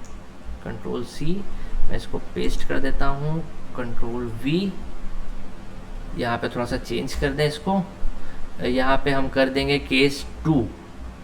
केस 2 अपना हो जाएगा कि ए, या ऐसा करें इसको, A and C are self occupied and B is let out. अरे एक सेकेंड यार, बी इज लेट आउट। और यहाँ पे, अरे यार एक second, control C, control V, ये हो जाएगा केस 3। केस 3 में ए बी एंड सी करना पड़ेगा ना, B and C are self occupied and A is let out. ठीक है, तो अपनी इनकम फ्रॉम ए, देन ये हुआ, अरे यार कंट्रोल सी, एक मिनट रुक जाओ बेटा, थोड़ी सी मेहनत करनी पड़ रही है पर बड़ा बढ़िया टेबल बन रहा है, मज़ा आएगा इसको सॉल्व करके। इनकम फ्रॉम सी, और यहाँ पे लिख दो total income from house property. ठीक है, पहला केस क्या है, ए और बी सेल्फ ऑक्यूपाइड है, यानी ए की इनकम और बी की इनकम ये मान के लिखनी है कि ये सेल्फ ऑक्यूपाइड होते तो क्या होता। ए की इनकम अगर सेल्फ ऑक्यूपाइड होते तो 0 होती, बी की इनकम सेल्फ ऑक्यूपाइड होता तो कितनी होती, -30,000 होती। करेक्ट, सही लिख रहा हूं ना। अब सी अगर लेट आउट होता तो सी की इनकम कितनी होती, सर सी अगर लेट आउट होता तो 73,640 होती इसकी इनकम।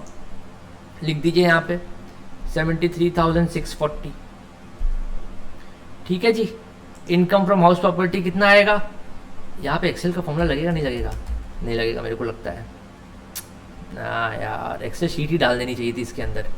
रुक जाओ, अच्छा ट्राई करता हूँ यार, जाने दो यार, कौन मेहनत करे, ऐसे ही लिख देते हैं ना। 73 - 30 दिस विल बिकम 43,640। करेक्ट, थोड़ा सा इसका लुक इसका बढ़िया कर देता है, रुको कर दें। और ये अकाउंटिंग वाला एक फॉर्मेट होता है, वो दिख ही नहीं रहा है कहीं पे, इसमें वो एक्सेल में आता है। चलो खैर चलेगा, इससे काम चलाना पड़ेगा अपने को। ठीक है, केस 2 में आ जाओ, ए और सी सेल्फ ऑक्यूपाइड है तो ए की इनकम 0 हो गई, सी अगर सेल्फ ऑक्यूपाइड होता तो कितना लॉस आता है इसमें, 1,75,000 का। और बी अगर लेट आउट होता तो बी की इनकम कितनी आती है अपनी, ये यहाँ लिखा है ना, अरे नहीं सॉरी, यहाँ पे 1,76,840 लिख लो, यहाँ पे 1,76,840। अब इसका टोटल निकाल दो कितना आ रहा है, आई थिंक ये बचेगा 1,840 रुपए ओनली। यस, सिंपल है। ए और बी और सी सेल्फ ऑक्यूपाइड है, ए लेट आउट है, तो बी और सी अगर सेल्फ ऑक्यूपाइड है तो बी में छूट मिलेगी 30,000 की, सी में छूट मिलेगी 1,75,000 की, और ए की वैल्यू कितनी हुई लेट आउट पे 2,19,800, 2,19,800। यहां कितनी आएगी इनकम फ्रॉम हाउस प्रॉपर्टी, को बता सकता है?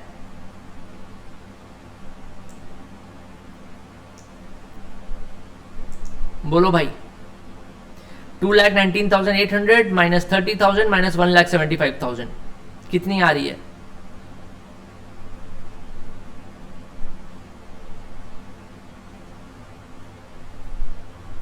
इसलिए मैं कह रहा था ये क्वेश्चन करके आते तो मजा आता। 14,800, क्योंकि इसमें ना मेहनत बहुत ज्यादा है। ज्यादा मेहनत करने वाले जो क्वेश्चंस होते हैं उसमें कॉन्सेप्ट बहुत सही क्लियर हो जाता है। ठीक है, अब अपने पास देखो सबसे minimum income from house property कौन से केस में आ रही है? अगर हमने ए और सी को सेल्फ ऑक्यूपाई कर लिया और बी को लेट आउट कर दिया, करेक्ट?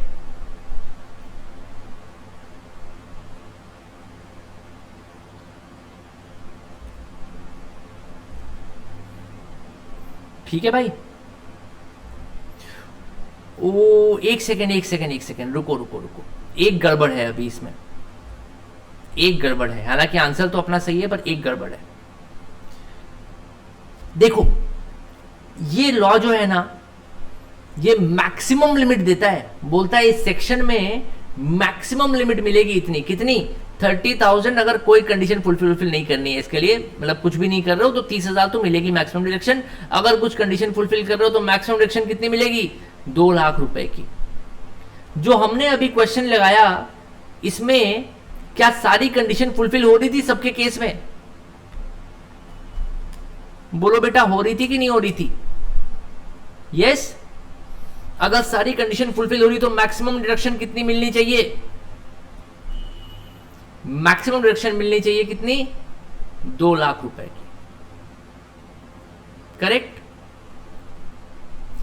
ये 2 लाख रुपए की जो मैक्सिमम डिडक्शन है, ये किसी एक हाउस प्रॉपर्टी पे नहीं मिलती है, ये पूरे के पूरे head income from house property में है। यानी कि हमने यहां जो थर्ड केस किया है ना, case 3, B and C self occupied and A let out, इसमें हमने डिडक्शन कितनी ले ली है? 30,000 की यहां ले ली है, 175 की यहां ले ली है। ऐसा नहीं कर सकते, अपने को ये ध्यान में रखना है कि दोनों छूट मिला के, रिपेयर की हो, रिन्यूअल की हो, मतलब बेसिकली लोन का ब्याज ही है ना। तो 24B में इनकम फ्रॉम हाउस प्रॉपर्टी के हेड में मैक्सिमम छूट कितनी मिलेगी? 2 लाख की ही मिलेगी। तो 175 माइनस 30,000, तो सॉरी माइनस 175 और माइनस 30,000 कितना आ रहा है? 2,05,000। यानी अपन यहाँ पे छूट मैक्सिमम कितनी ले पाएंगे? 170 की ले पाएंगे। तो 5,000 और जोड़ दो, ये कितने का हो जाएगा? 19,800 का हो जाएगा। अपना आंसर तब भी सही है क्योंकि अपने लिए बेस्ट केस सिनेरियो कौन सा बन रहा है? ये वाला। This is the point that we will suggest to the client. Clear? समझ में आया मैंने 5,000 कम क्यों लिया? क्योंकि मैक्सिमम लिमिट 24B की है 2 लाख रुपए। आपके पास 5,000 हाउस प्रॉपर्टीज हो, अलग अलग से छूट नहीं मिलेगी अगर सेल्फ ऑक्यूपाइड हाउस प्रॉपर्टी है तो। अगर लेट आउट है तो कोई दिक्कत नहीं है, लेट आउट है तो भाई अनलिमिटेड आप छूट लो। Sir repeat, I repeat once again, in case of self occupied house property मैं पूरा क्वेश्चन ही फिर से रिपीट कर देता हूं, रुक जाओ, टेंशन नहीं लो, wait just 1 second, give me just 1 second.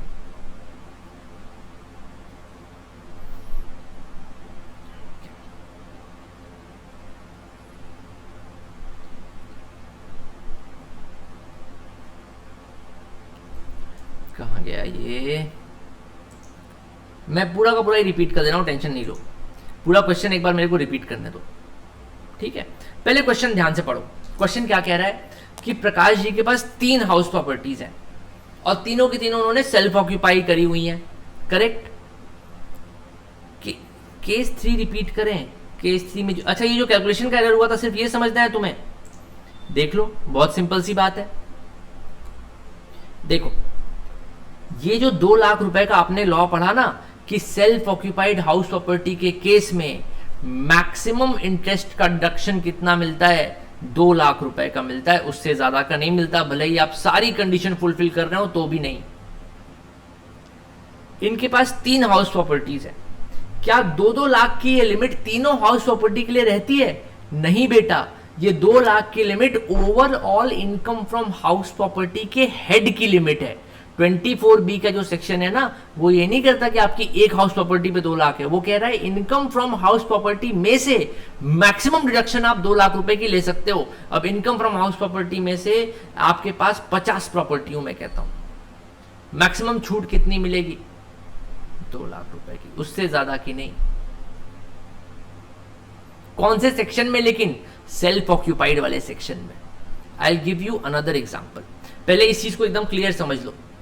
24B में सेल्फ ऑक्यूपाइड, एक सेकेंड, जस्ट 1 सेकेंड, हाँ, I repeat this thing once again, एक बार बिल्कुल साफ शब्दों में क्लियर बोलता हूं तुम्हें। देखो, आपके पास चाहे 50 हाउस प्रॉपर्टीज हो, आप जब इनकम फ्रॉम हाउस प्रॉपर्टी के अंदर, जब हेड के अंदर डिटेल्स भरोगे, तो टोटल जो निकल के आएगा लास्ट में इनकम फ्रॉम हाउस प्रॉपर्टी, उसको ही माना जाएगा। सेक्शन 24B कहता है कि आपके एनएवी में से सेल्फ ऑक्यूपाइड हाउस प्रॉपर्टी जितनी भी हैं, जितनी भी सेल्फ ऑक्यूपाइड हाउस, मान लो आपके पास 50 घर है और 50 में से लेट्स से आपके 25 houses are self occupied, 25 houses are let out, ठीक है। जो 25 हाउसेज आपने सेल्फ ऑक्यूपाई किए हैं, क्या गवर्नमेंट मानेगी कि 25 सेल्फ ऑक्यूपाइड है? नहीं, गवर्नमेंट तो बोलेगी बस 2 सेल्फ ऑक्यूपाइड है sir, 23 are deemed to be let out, तो वो भी लेट आउट में चले गए, भूल जाओ इसको। अब deemed to be let out मान लिया जाएगा ना बाकी सारे घर को। ये तो पढ़ा था हमने प्रोविजन ना, कि खाली 2 self occupied house property allowed है, उसके बाद आपने सेल्फ ऑक्यूपाइड करा भी है तो उसको क्या मान लेते हैं? Deemed to be let out. Clear? ये यहां तक मामला क्लियर है सबको?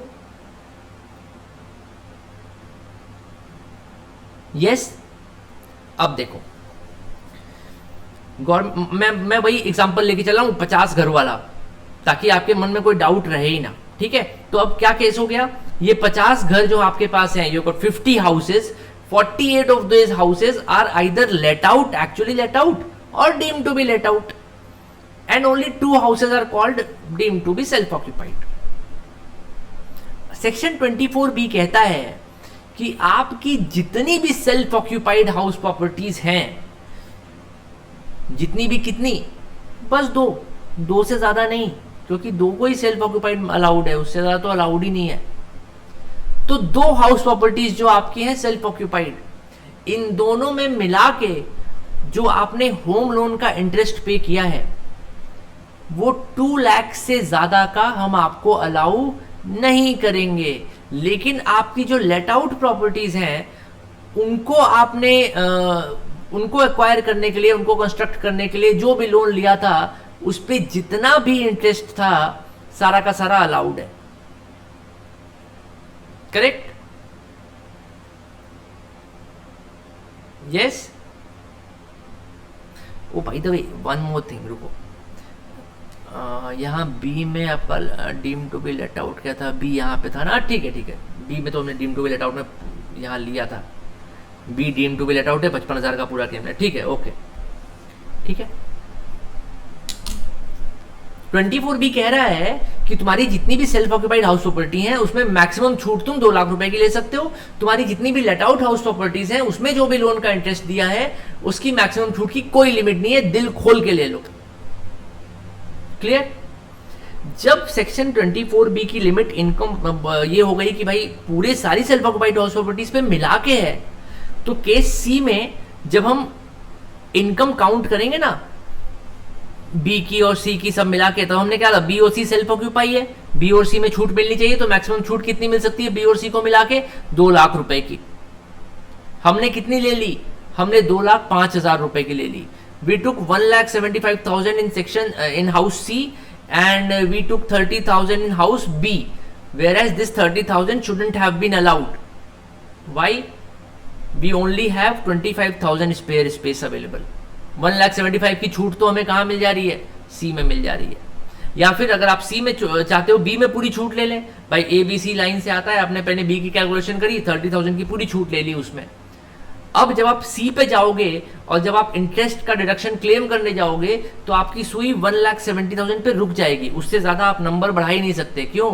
क्योंकि आपके पास बस इतने की ही जगह है। टोटल जगह आपके पास 2 लाख रुपए तक की थी, जिसमें 30,000 का क्लेम आपने हाउस बी में ले लिया, बाकी का 1,70,000 का हाउस सी में ले लिया।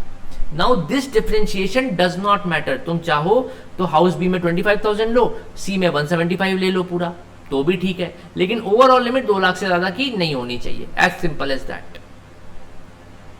समझ में आई बात?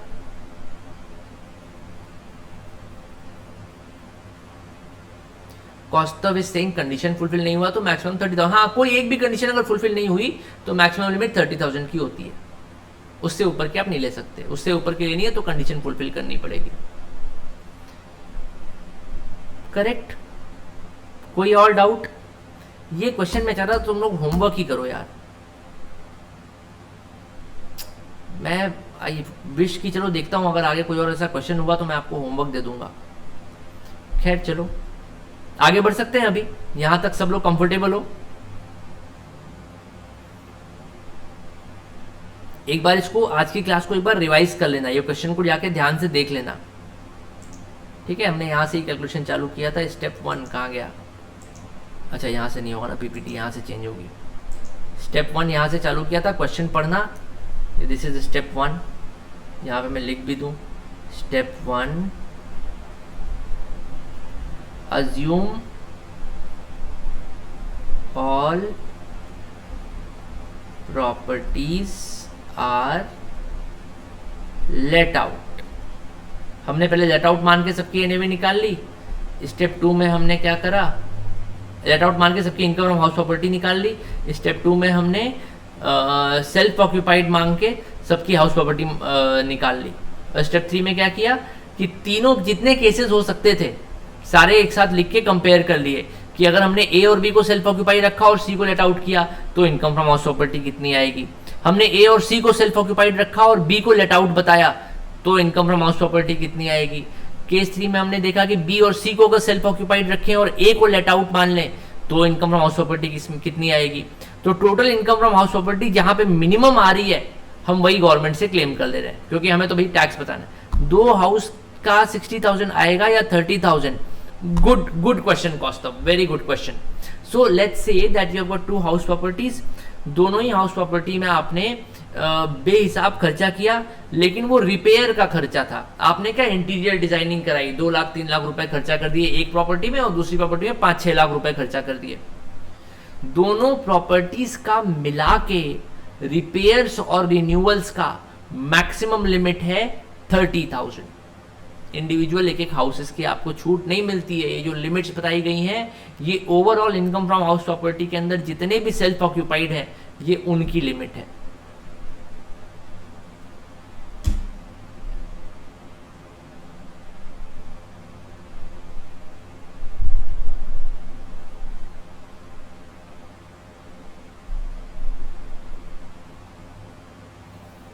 क्लियर? चलो भाई साहब आगे बढ़ते हैं।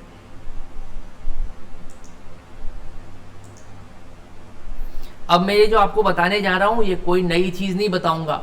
अब मैं जो प्रोविजंस आपको पढ़वा चुका हूं उसमें जो तरह तरह के केसेस होते हैं एक बार मैं सारे केस आपको समझा दे रहा हूं, क्योंकि क्या होता है कि जैसे सेल्फ ऑक्यूपाइड हाउस प्रॉपर्टी आती है ना, बच्चे लगते हैं कंफ्यूज होने। तो जितनी भी इसमें एग्जांपल्स हैं, जितनी भी कंडीशंस हैं, जितने केस लॉज हो सकते हैं, अब मैं सारे केस लॉज आपसे बस डिस्कस करने जा रहा हूं। ठीक है? और ये केस लॉस पढ़ते टाइम हम लोग जो पुराने प्रोविजंस पढ़े थे उसको बिल्कुल दिमाग में रखेंगे। ठीक है? इसको सोचते हुए तब हम इनको पढ़ेंगे, केस लॉस को पढ़ेंगे। पहला केस लॉ क्या है? हम यहाँ पे टेबल हमने बना दिया है जिसमें सेल्फ ऑक्यूपाइड प्रॉपर्टीज के साथ जितने केसेस हो सकते हैं वो सारे हैं। तो पहला केस क्या है? सेल्फ ऑक्यूपाइड प्रॉपर्टी जो है वो ओनर ने यूज करी हुई है किसके लिए? ओन बिजनेस या प्रोफेशन के लिए। मतलब मेरी प्रॉपर्टी है, मैंने अपने ही प्रॉपर्टी में अपना ही नीचे ऑफिस खोल लिया एक। ऊपर घर पे रहते हैं, नीचे मेरा ऑफिस है। कंडीशन क्या है? इनकम फ्रॉम सच बिजनेस और profession is chargeable to tax. जो प्रोफेशन आप वहां कर रहे हैं दैट इज टैक्सेबल प्रोफेशन, मतलब उस पे इनकम आ रही है, उस पे आपको टैक्स देना पड़ रहा है। तो क्या होगा ऐसे केस में? Income from such property is not taxable under the head income from house property. अगर कोई खर्चा हुआ उस प्रॉपर्टी में तो छूट कहां मिलेगी? पीजीबीपी में मिलेगी। क्लियर? पहला केस क्लियर है, कुछ भी नया प्रोविजन नहीं बता रहा हूं आपको मैं, आप पढ़ चुके हैं ये बात कि भैया अगर बिजनेस प्रोफेशन के लिए यूज हो रहा है तो पीजीबीपी हेड में जाएगा, वो हमें हाउस प्रॉपर्टी में कोई लेना देना नहीं है। हाउस प्रॉपर्टी की डेफिनेशन से ही वो बाहर निकल गया। ठीक? ओके, कुछ तो दो यार, हाँ ना कुछ तो कहो,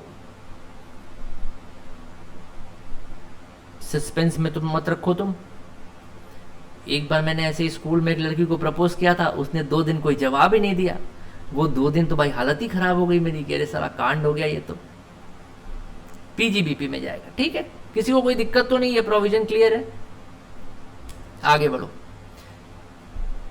अगर उस हाउस प्रॉपर्टी को आपने पूरे साल, होल ईयर, रेसिडेंशियल पर्पस के लिए यूज करा है, it is not let out during any part of the year, no other benefit is derived from the property, कुछ भी टैक्सेबल नहीं है, सिर्फ क्या मिलेगा? 24B की डिडक्शन मिलेगी, मैक्सिमम लिमिट 30,000 या 2 lakh, depending upon the conditions fulfilled और not fulfilled.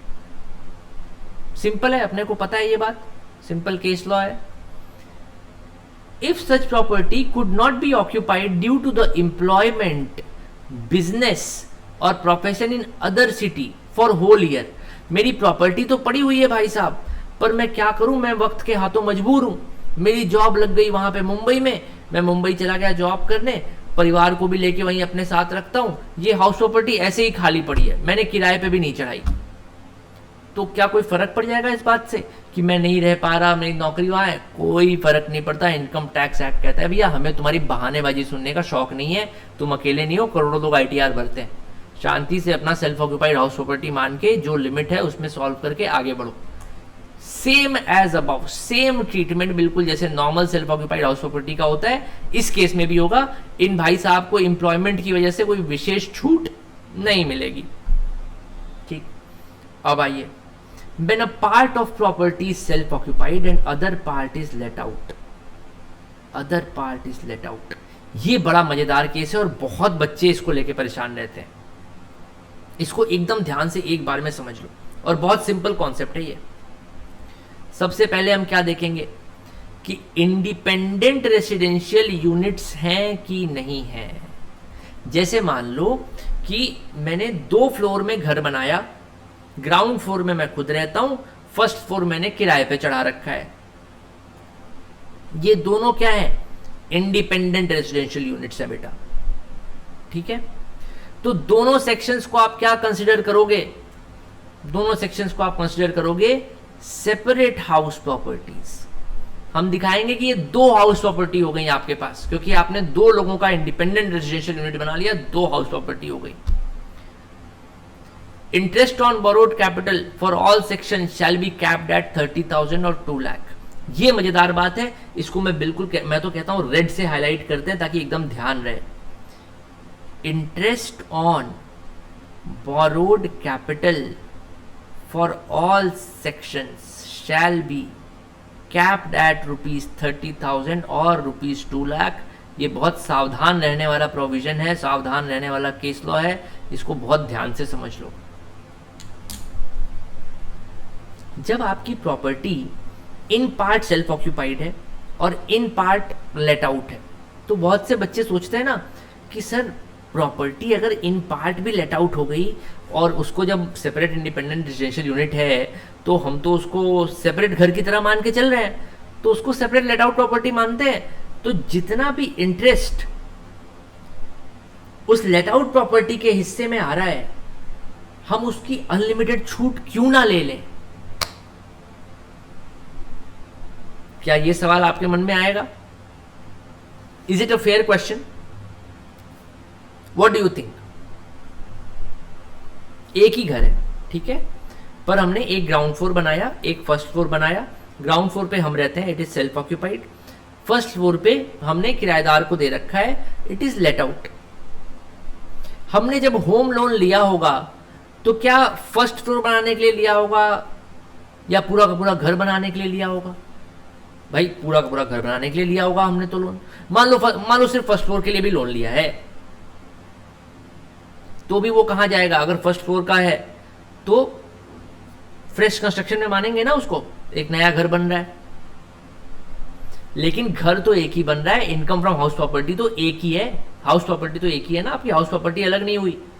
Part of property आपने लेट आउट किया है, हाउस प्रॉपर्टी एक ही है।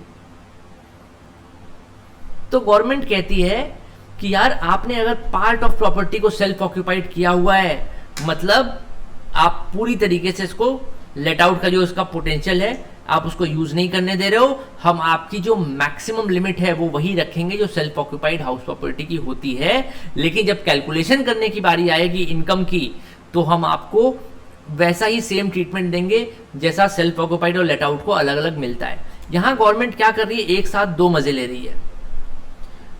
गवर्नमेंट एक तरफ तो कह रही है कि तुम्हारी लेट आउट हाउस प्रॉपर्टी है ना, तो इसका एक्सपेक्टेड रेंट निकालेंगे, इसका एनुअल रेंट निकालेंगे, एक्चुअल रेंट निकालेंगे, सब निकाल के कंपेयर करेंगे, हम उसका जीएबी निकालेंगे, एनएवी निकालेंगे, फिर उसमें आपको 24A की डिडक्शन देंगे। जब 24B का डिडक्शन देने की बात आती है तो वहां पे गवर्नमेंट कह रही है अरे नहीं नहीं पूरी छूट थोड़ी मिलेगी भाई साहब, ये तो आपकी partly occupied self sorry partly बोल रहा हूं, partly self occupied house property है। सेल्फ ऑक्यूपाइड हाउस प्रॉपर्टी में गवर्नमेंट याद दिलाएगी आपको कि भैया मैंने बोला था कि आप अगर हाउस प्रॉपर्टी में खुद रह रहे हो तो मैक्सिमम लिमिट कितनी है, 30,000 या 2 लाख डिपेंडिंग अपॉन आप कंडीशन फुलफिल कर रहे हो नहीं कर रहे हो। लेकिन मैक्सिमम लिमिट रहती है किस में रहती है, सेल्फ ऑक्यूपाइड हाउस प्रॉपर्टी में रहती है। आप गवर्नमेंट से बोलोगे कि अरे लेकिन सरकार ये तो बड़ी गलत बात है, हमारी आधी प्रॉपर्टी को तो आप लेट आउट मान रहे हो, कैलकुलेशन भी लेट आउट देके कर रहे हो, फिर इंटरेस्ट पे लिमिट क्यों लगा रहे हो?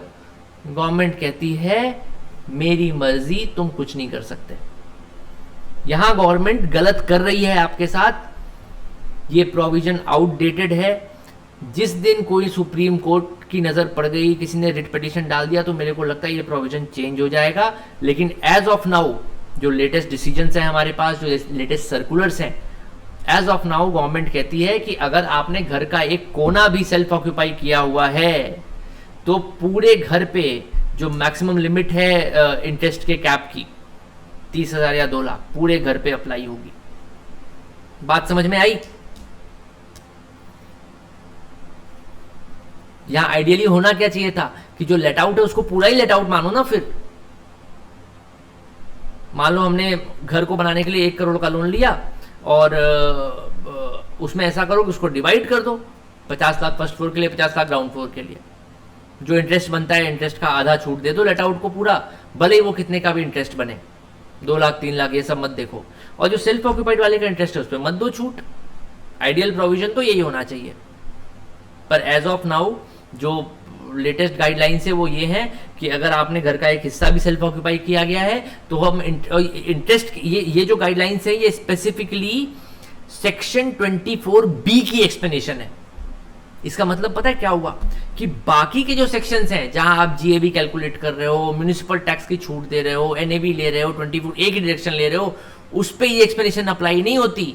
वो कहती है कि भैया बाकी तुम जैसे करो वैसे करो, लेकिन जब तुम 24B पे आओगे तो याद रखना कि घर में अगर तुम रहते हो तो भले ही एक कोने में तुम रहते हो, बाकी तुमने सारा लेट आउट किया हुआ हो, लेकिन अगर तुम रहते हो तो तुम्हें इंटरेस्ट की जो मैक्सिमम कैपिंग है उससे ज्यादा की छूट हम नहीं देंगे।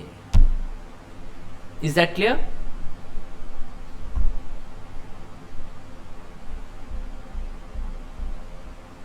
यस?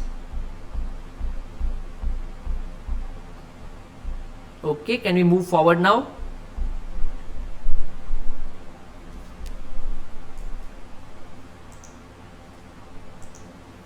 चलो,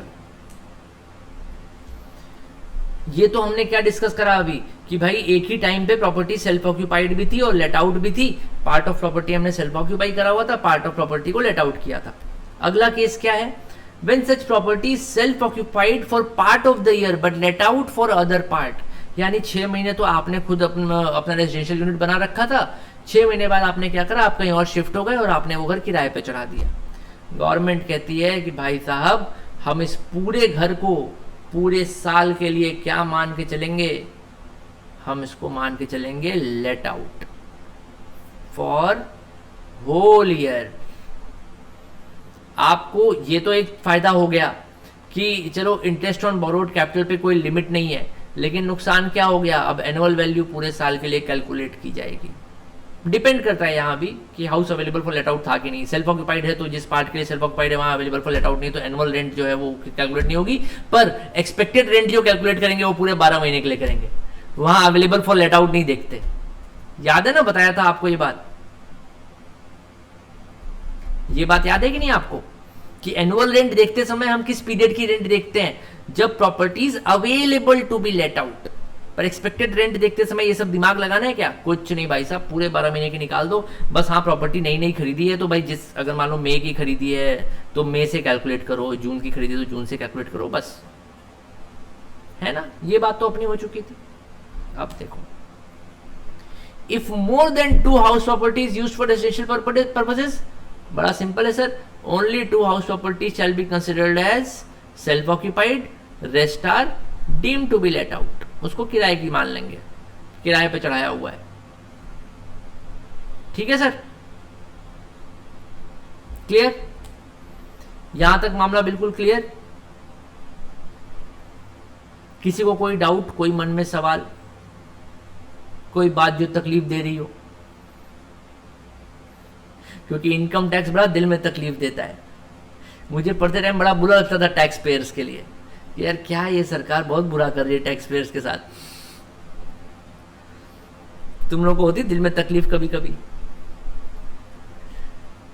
नहीं हो रही तो कोई दिक्कत नहीं, इलस्ट्रेशन 9 आपके सामने है। मैं तो कहता हूं दोस्त, कम से कम ये तो होमवर्क कर दो यार, ये होमवर्क करो और मेरे को प्रॉपर ना शेयर करो इसको।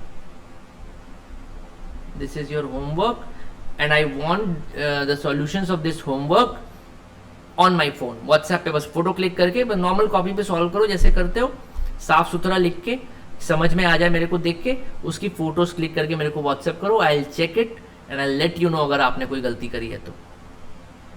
ठीक है, okay.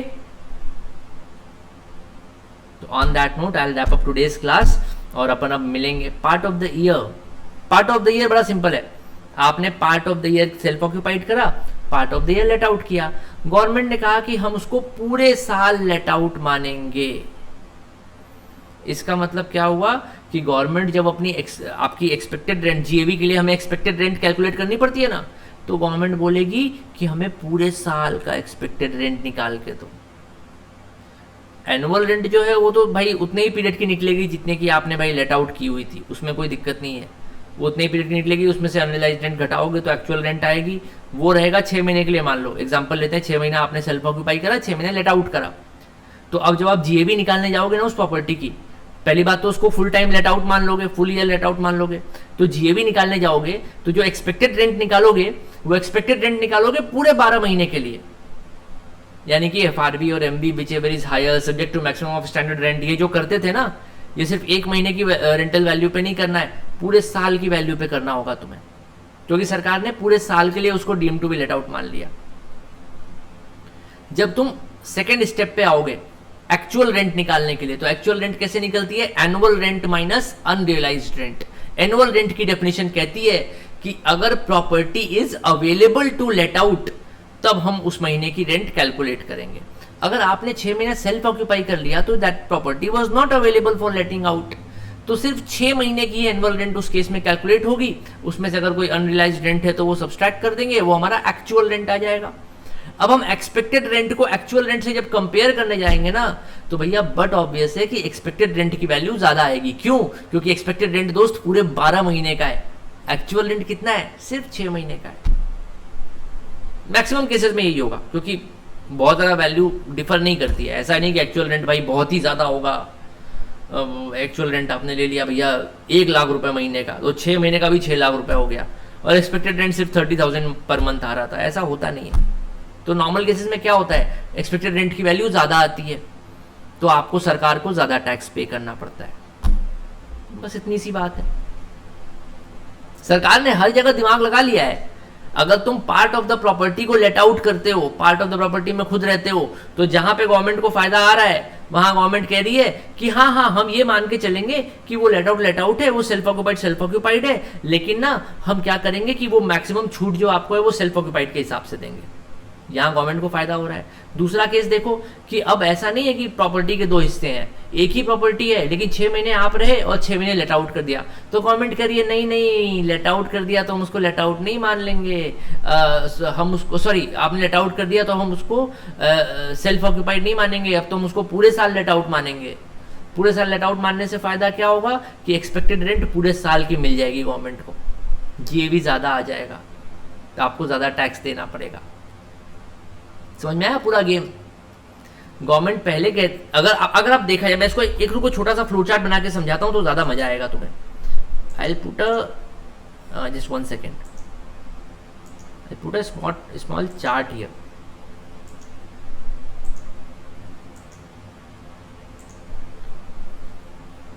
Let me draw small chart here, ठीक है। यहां हम किसकी बात कर रहे हैं, पार्टली लेट आउट प्रॉपर्टीज की बात कर रहे हैं। पार्टली लेट आउट प्रॉपर्टीज की बात कर रहे हैं। दो केसेस हो सकते हैं पार्टली लेट आउट प्रॉपर्टीज के कि भाई या तो it is let out for part of the year,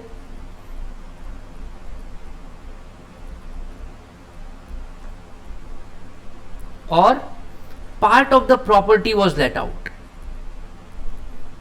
दोनों के साथ में भी आ सकते हैं पर कोई दिक्कत की बात नहीं है। Part of the property was let out, यही हो सकता है ना भाई। देखो या तो कोई property full time self occupied रहेगी, पूरी property full time self occupy है, या कोई प्रॉपर्टी पूरे टाइम लेट आउट है, पूरे साल के लिए पूरी प्रॉपर्टी लेट आउट है। वो तो सिंपल केसेस है, ठीक है। जब दोनों मिक्स हो जाते हैं, एक साथ आ जाते हैं, भाई पार्टली लेट आउट है पार्टली सेल्फ ऑक्यूपाइड है, ये कब होता है, ये दो केस में हो सकता है। या तो प्रॉपर्टी भाई बहुत बड़ी है, तुमने कई छोटे छोटे हिस्से बना दिए हैं उसके, कुछ पार्ट लेट आउट कर रहे हो, कुछ पार्ट सेल्फ ऑक्यूपाई कर रहे हो। Part of the property was let out, part of the property was self occupied. या फिर आपने क्या करा कि 6 महीने आप रहे, 6 महीने आपने किराए पे चढ़ा दिया, 2 महीने आप रहे, बाकी के 10 महीने आपने किराए पे चढ़ा दिया, तो it was late out for part of the year. ये दो केसेस बनते हैं पार्टली लेट आउट प्रॉपर्टीज के।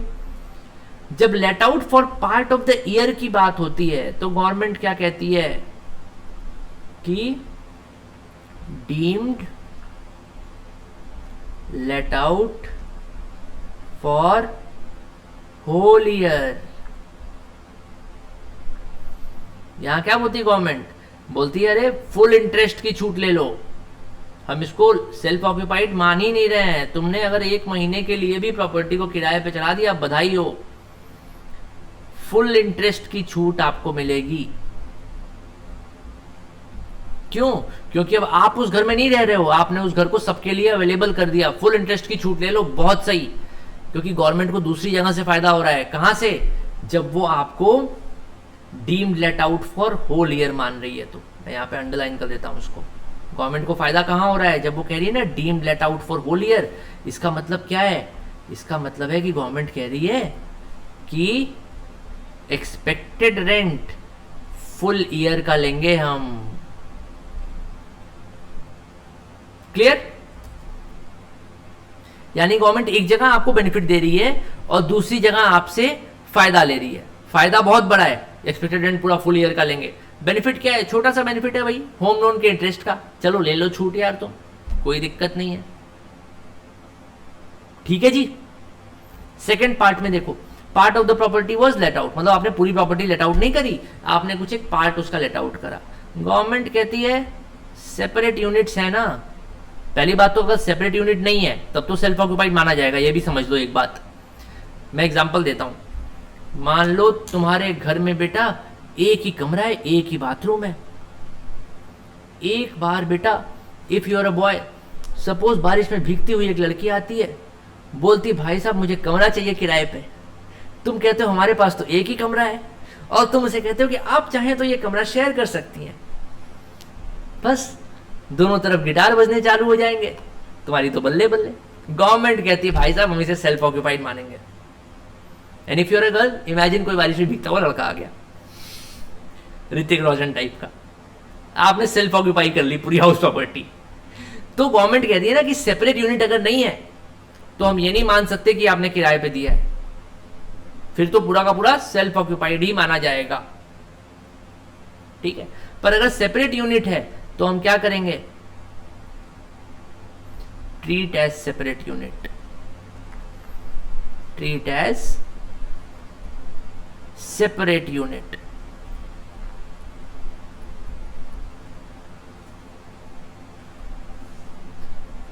बट